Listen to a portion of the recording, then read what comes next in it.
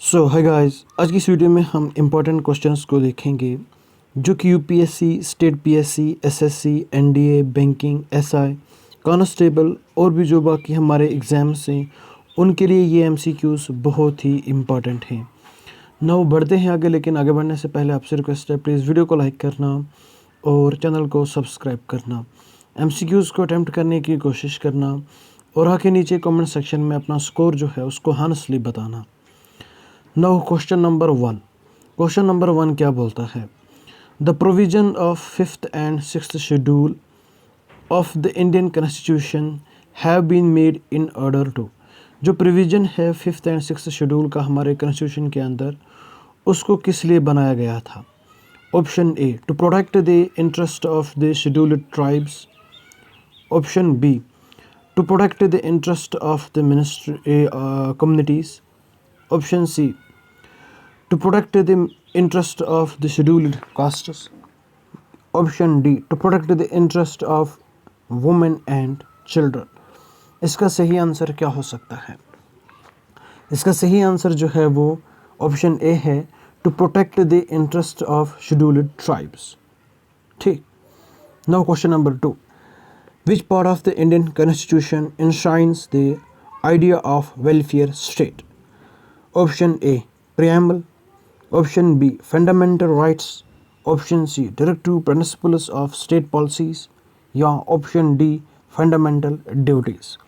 इसका सही आंसर क्या हो सकता है? इसका सही आंसर है option C, directive principles of state policies.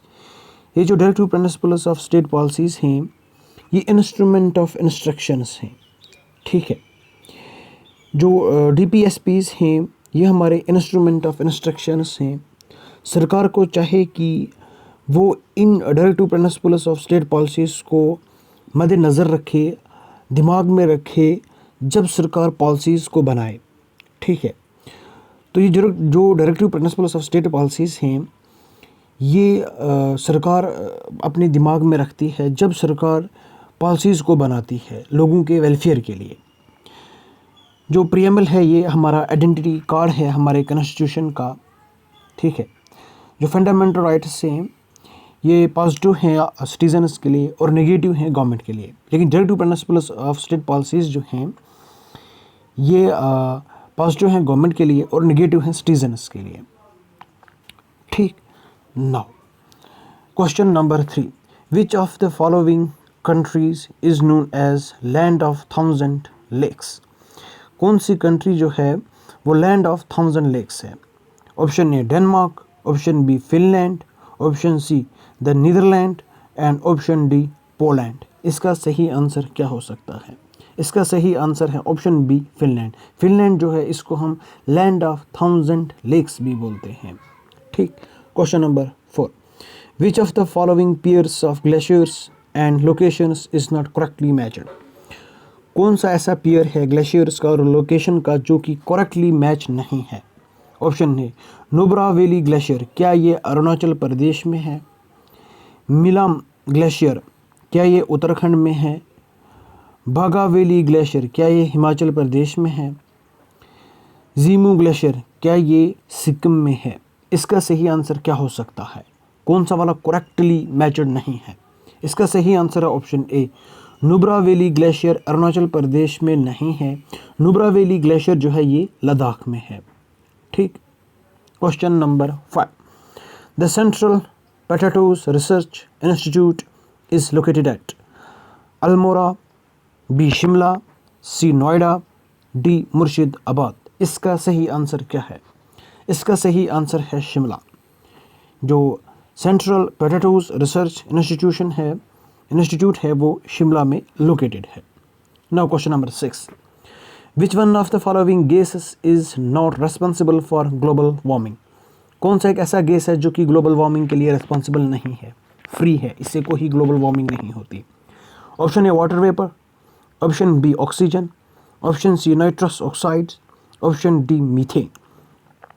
इसका सही आंसर क्या हो सकता है? इसका सही आंसर है ऑक्सीजन। ऑक्सीजन जो है ये ग्लोबल वार्मिंग नहीं करता। वाटर वेपर्स जो हैं ये हीट को ट्रैप करते हैं। इसी तरह नाइट्रस ऑक्साइड्स और methane.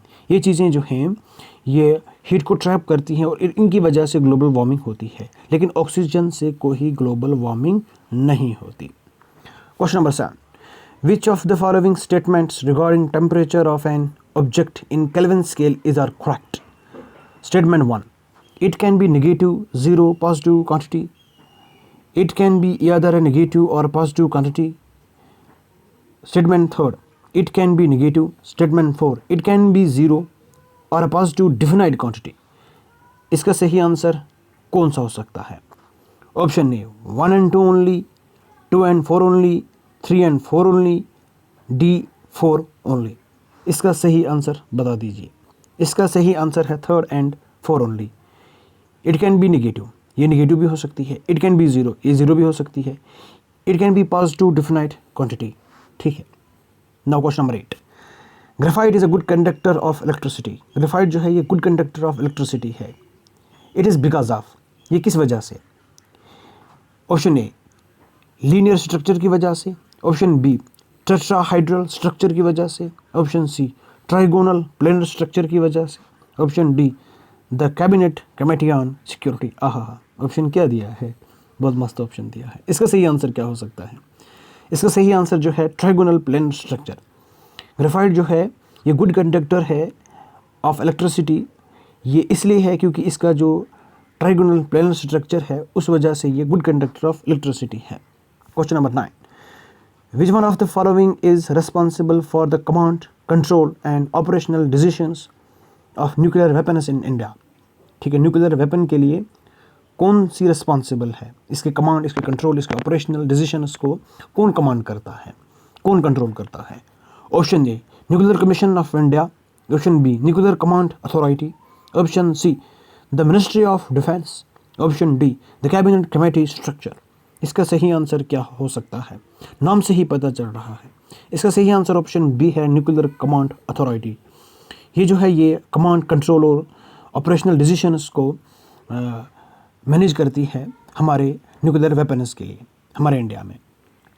Question number 10, which one of the following article of the constitution of India provides that state shall not deny any person equality before law or the equal protection of law within the country of India, within the territory of India? State किसी को deny नहीं कर सकता equality before law and equal protection of law हमारे India में।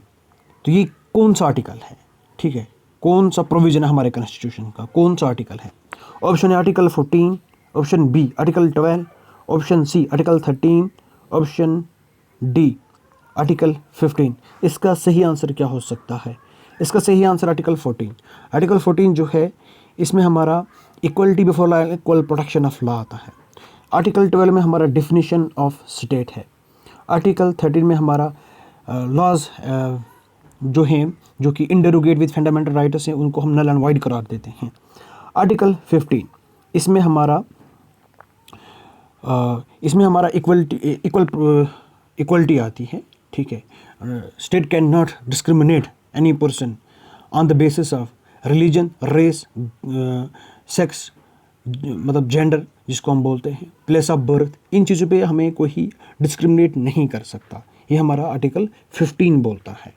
ठीक है, तो इसमें हमारे पास इक्वलिटी है।